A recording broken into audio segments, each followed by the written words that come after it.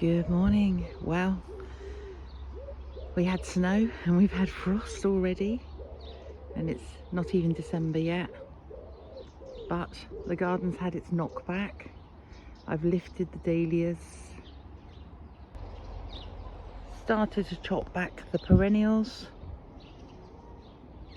put stakes in the ground to support plants through winter, and generally just had a little bit of a tickle of a tidy up. But on the whole, this is how we're going to go into spring 2026. The lavenders that survived, and they are few and far between, have now got to survive winter. This peony that's currently in the lavender border is going to be lifted and is going to head down to the rose garden. Very disappointed in the lavenders this year. Unfortunately, most were from B&Q. There's a smattering from Dobie's and some from Hillier Garden Centre. But yeah, very poor performance from the lavenders that I got at the beginning of the year. Out of the 20 plants, I've had to replace probably about a third of them. Some gorgeous colour nestled by the shepherd's hut. I have 2 remaining bucks of sublevynums that I haven't pruned for the last few years because of the blight. This one being the second, and then I planted a new pittosporum here to provide that symmetry on the doorway. We still have our autumnal reef up. That will soon be changed for a yawl reef. The side garden is under about an inch of oak leaves, which we still have so many to come down.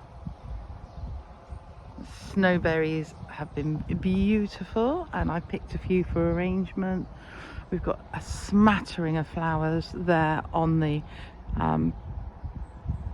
Pyrrhus, and then we've got the skimmia in the back with some beautiful colour. We've got the red skimmia here at the front, and then I've got a couple of whites, because this is a predominantly variegated and white border coming through. The roses in the hydrangea border, I've had a real hard prune, but the hydrangeas I'm leaving their heads on to protect them through the winter. And again, lots of leaf. Beech hedge showing its copper colour. I'm not going to do too much trimming. I'm going to leave a lot of stems for the bug life. It does look untidy at the moment, but spring will waken it again, and we will start a new gardening calendar.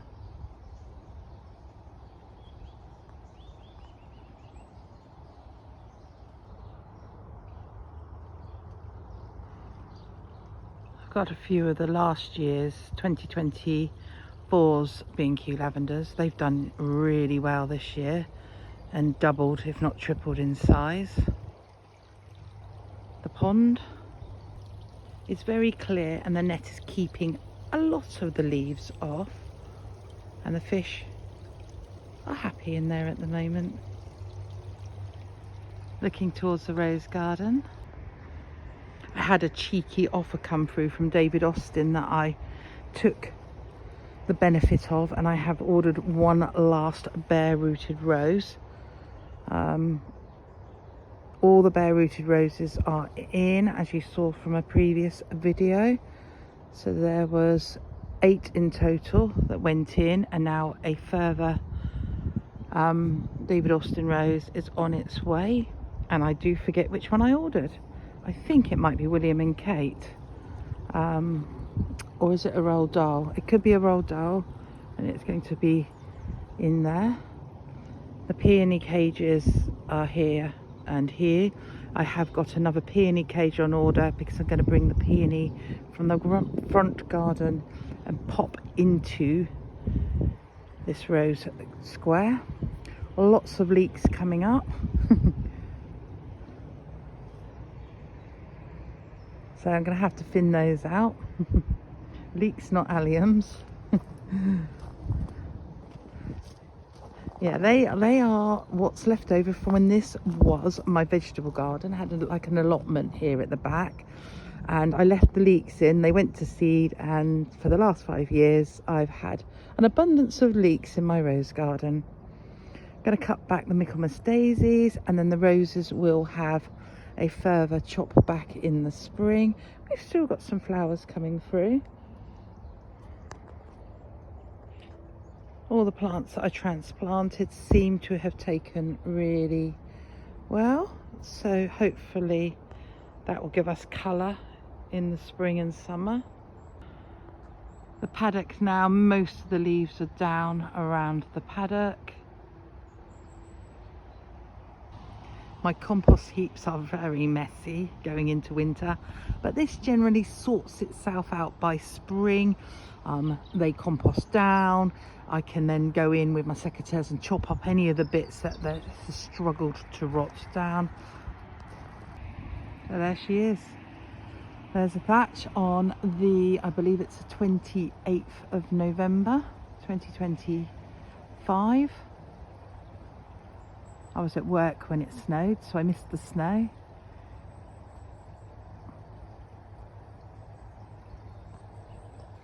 Next year, big plans.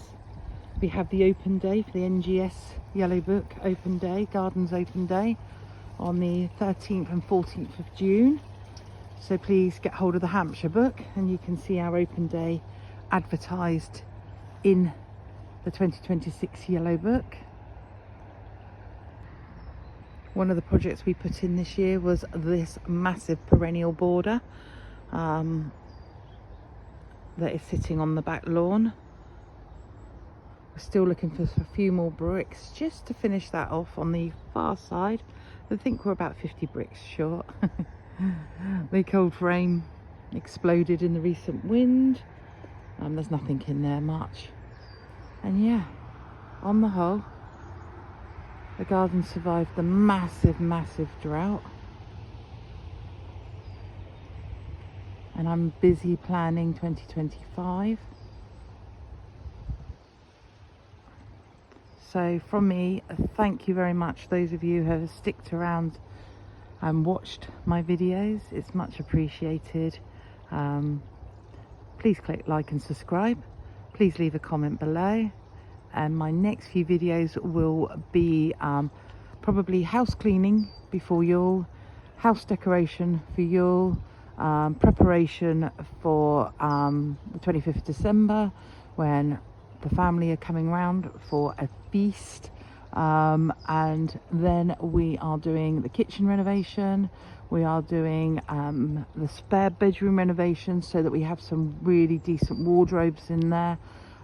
We have also got planned in stable number 2, the middle one, that's going to be the potting shed, and I managed to purchase 10 apple crates for £7 each, I believe it was. Or were they potato crates? They were potato crates, £7 each, and scaffolding, and yeah, the potting shed will be in there, and that will release the pressure on my greenhouse. The greenhouse is so valuable to me, producing free plants for the garden. Dahlias are just under the newspaper there, but this space here at the back against the house is wasted.